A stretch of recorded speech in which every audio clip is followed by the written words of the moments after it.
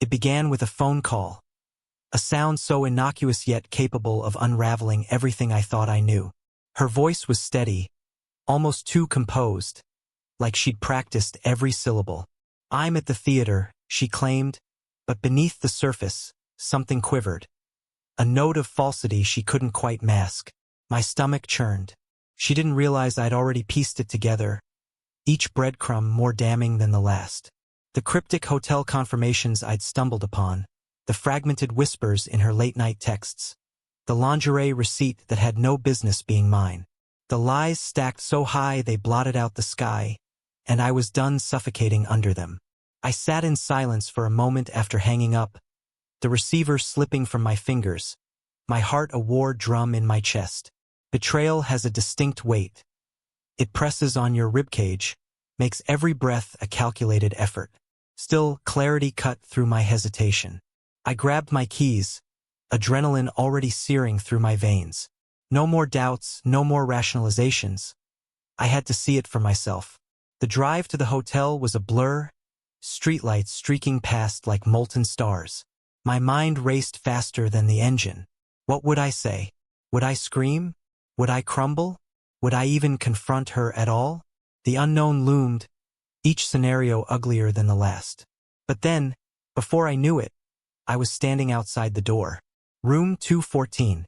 My fists clenched so tightly I thought my knuckles might shatter.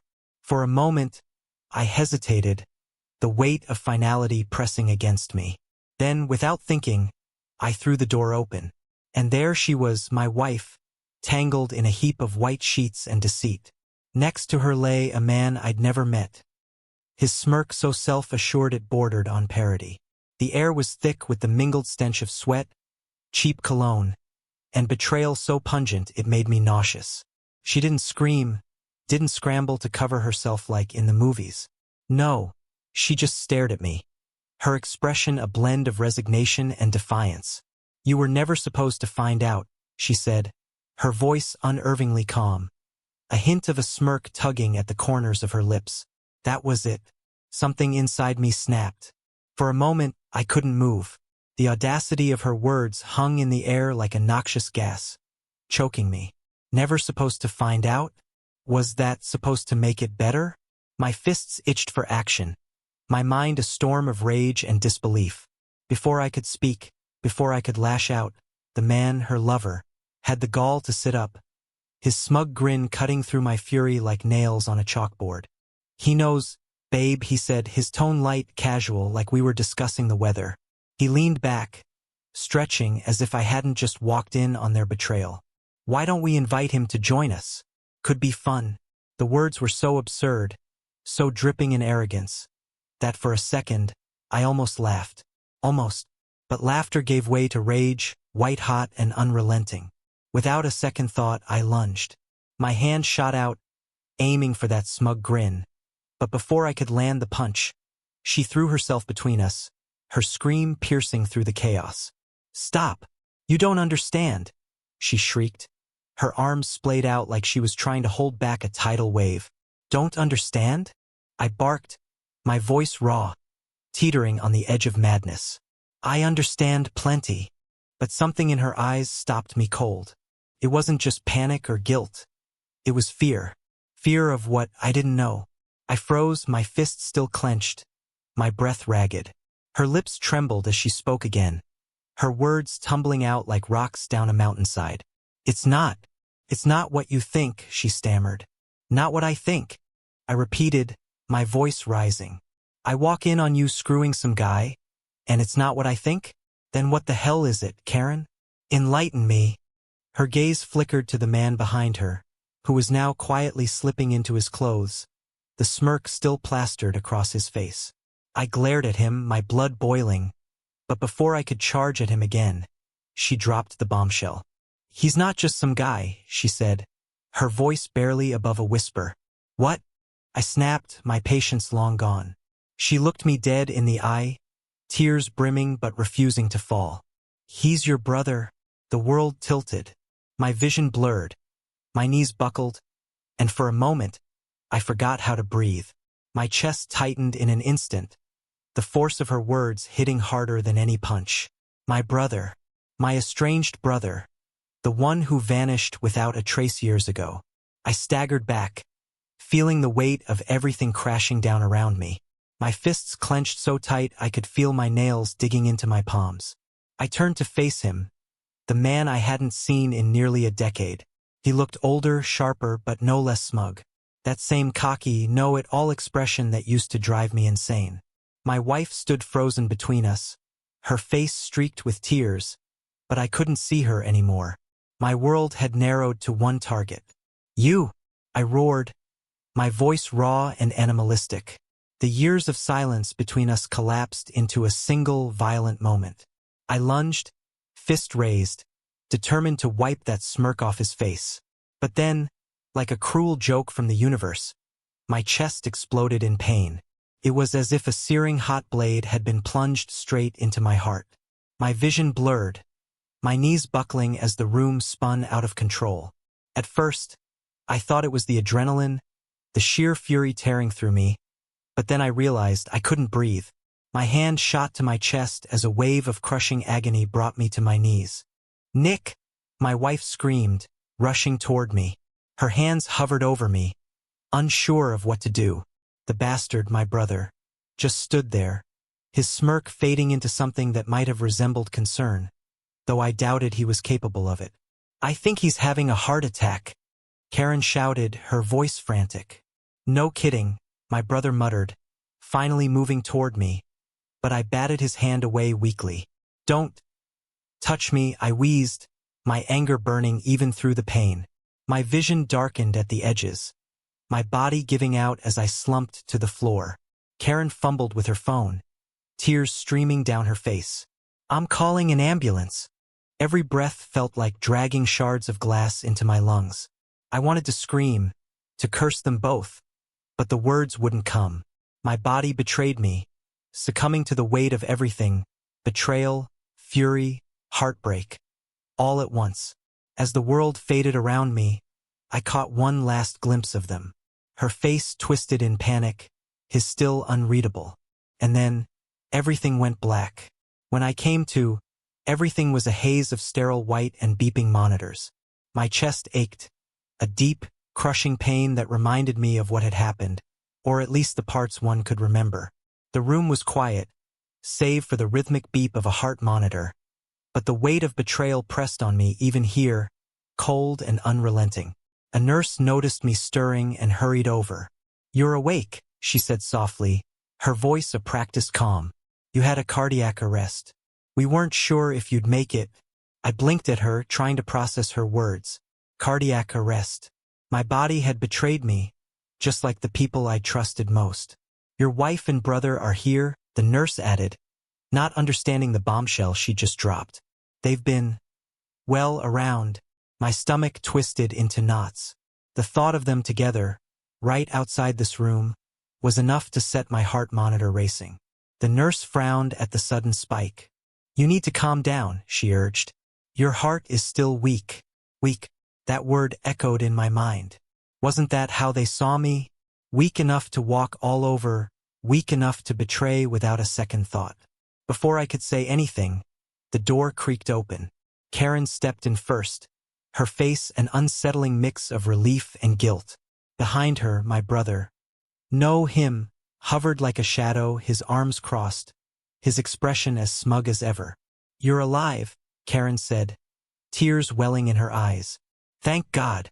I wanted to scream, to tell her to get out, but my throat was dry, and the words wouldn't come. All I could do was glare at her, my resentment burning like acid in my chest. "We were so worried," she continued, oblivious to my hatred. "Nick, we've been here every day." "Stop lying," I rasped, my voice barely a whisper. It took all my strength to say even that. Karen's face faltered, but before she could respond, my brother stepped forward. "Nick," he said, his voice dripping with mock sincerity, "you've been through a lot. Let's not make this harder than it needs to be." Harder than it needs to be? The audacity nearly made me laugh. Or cry. Karen tried to touch my hand, but I flinched away. "We're here for you," she insisted, though her words felt hollow, scripted. I closed my eyes, shutting them both out. But even in the darkness, the betrayal loomed, suffocating me. Over the next few days, I was in and out of consciousness, a prisoner to my failing body. Each time I woke, they were there. Karen, pretending to care, and my brother, lurking like a vulture waiting to pick at a carcass. Something about their presence felt wrong, even more so than the betrayal I already knew. One day, a nurse mentioned offhandedly that they'd been asking about my finances.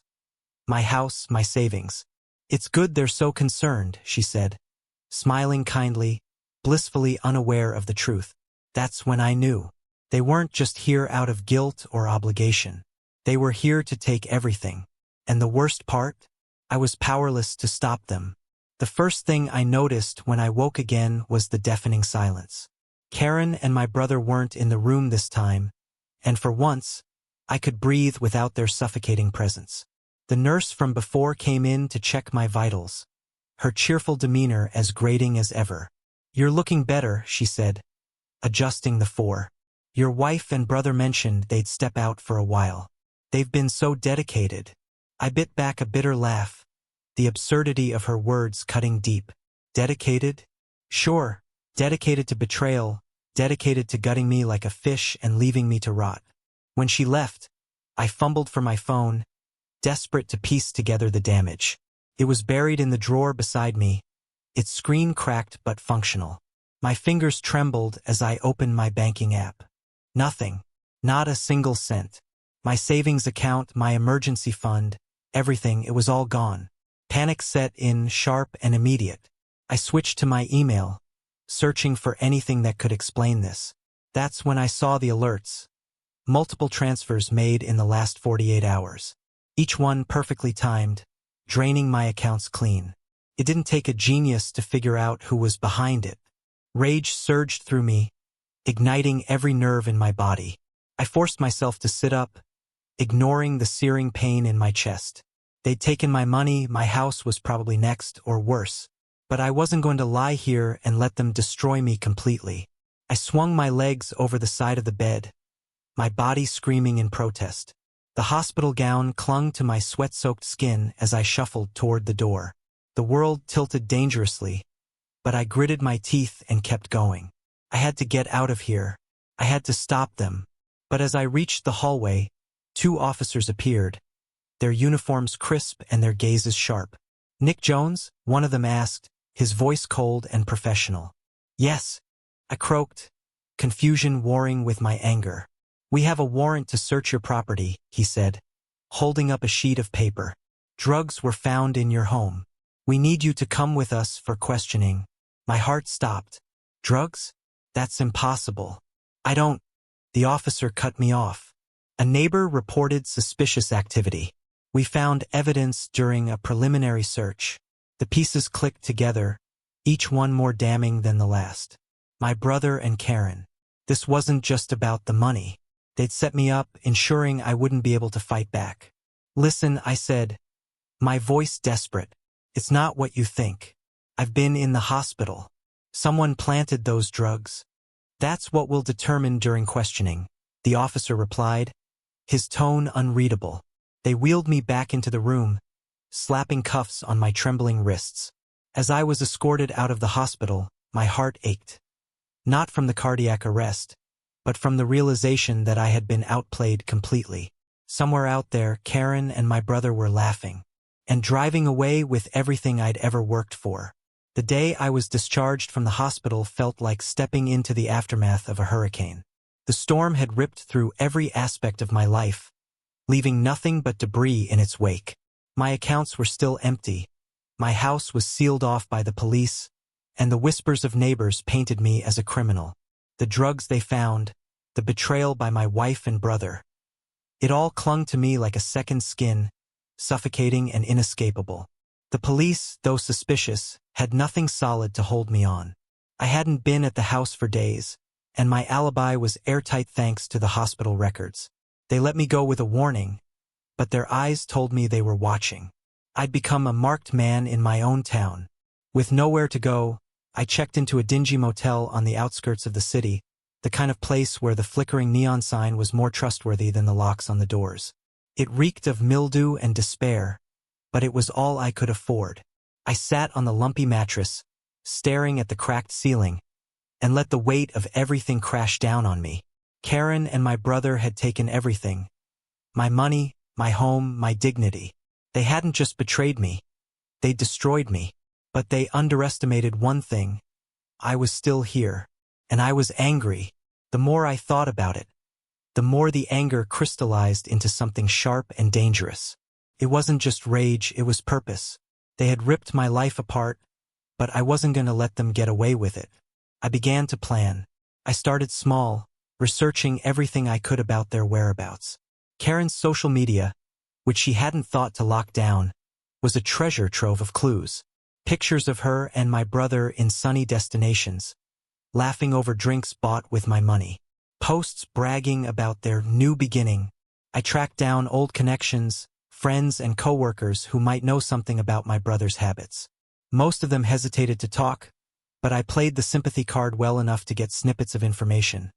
Addresses, favorite hangouts, even the kind of car he drove now. At night, in the suffocating silence of the motel room, I sketched out the details of my revenge. It wasn't going to be impulsive. No, this had to be surgical, precise. I would dismantle their new lives piece by piece, starting with the thing they loved most, themselves. Killing them wasn't the original plan, but as the days passed and the enormity of their betrayal sank deeper, the idea began to feel right, poetic even. They had already killed my life. Why not return the favor? Every time doubt crept in, I silenced it with memories of that hotel room, the smirk on my brother's face, the lies spilling from Karen's lips. They had no remorse, no shame. If they could live with what they'd done, then I had no problem ensuring they couldn't live at all. The motel room felt like a cage, you know? For crappy walls, buzzing fluorescent lights, and that damn smell of mold that never went away. It was like the universe wanted to remind me that I'd hit rock bottom. But I wasn't just sitting there to wallow. Nah, every second I spent in that pit was fuel for what was coming next. I stared at the faded wallpaper, my thoughts racing. Karen and my brother, they were out there living it up, spending my money, laughing like they'd won.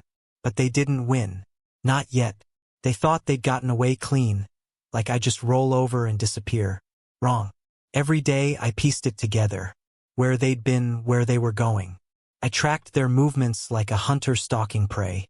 The pictures Karen posted, God, the nerve of her, smiling like she hadn't torn my life apart, holding his hand like they weren't the worst kind of monsters. It made my blood boil, but I couldn't lose my head. Not yet. This wasn't going to be some reckless move. No, this had to be perfect. Calculated. I needed them to feel it, to know that payback was coming for them like a freight train they couldn't outrun. And the closer I got, the darker my thoughts became. I started imagining it, the moment I'd finally confront them. Would they beg? Would they cry? Would they try to run?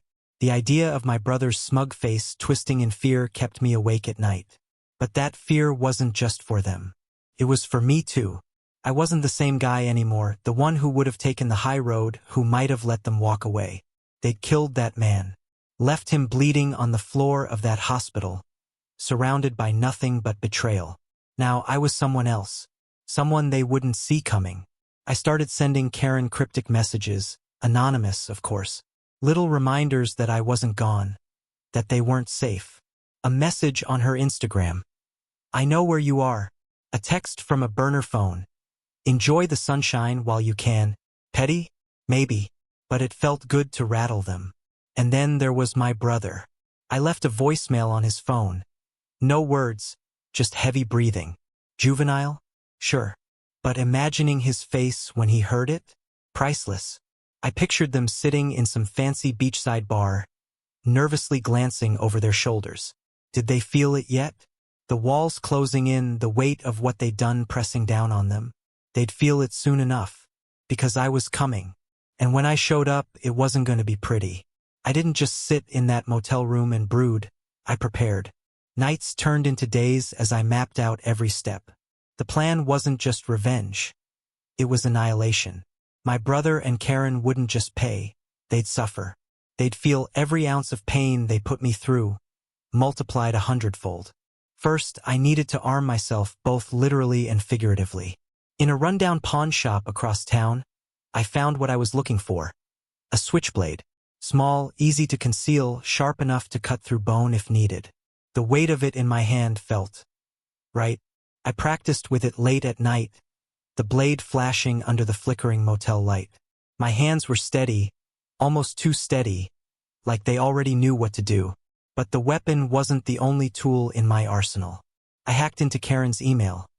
Not hard, considering she used the same damn password for everything. The messages were worse than I imagined. Flights booked with my money, lavish dinners, a new car under my name. There was one email that stood out, though. A reservation for a private cabin, secluded, in the middle of nowhere. The perfect hideaway for their little love fest. I almost laughed. They'd walked right into my trap without even knowing it. I got there first.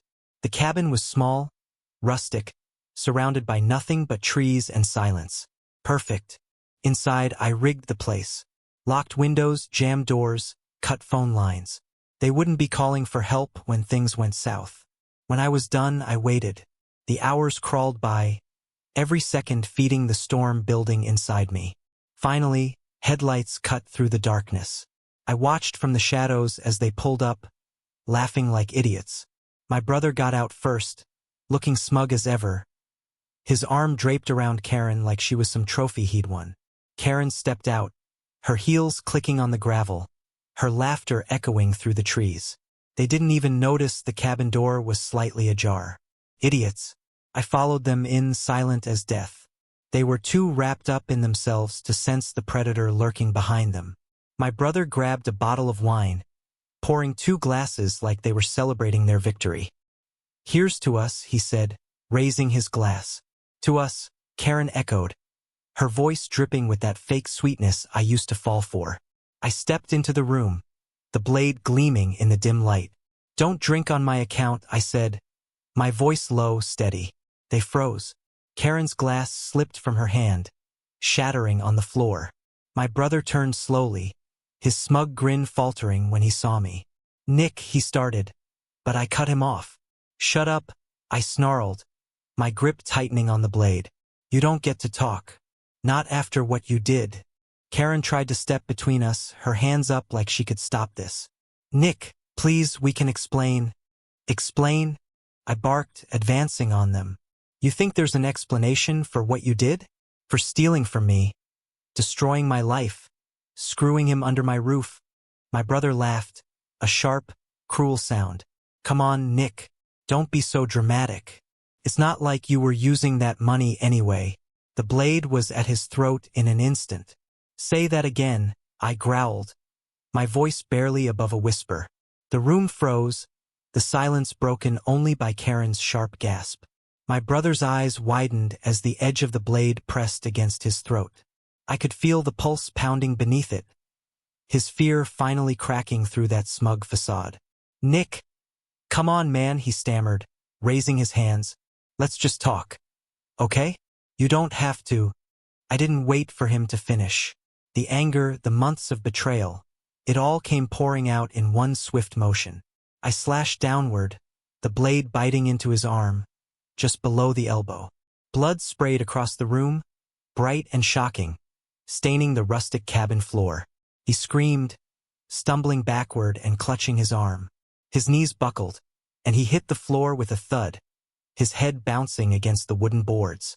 For a moment, he lay there, motionless, his breath shallow.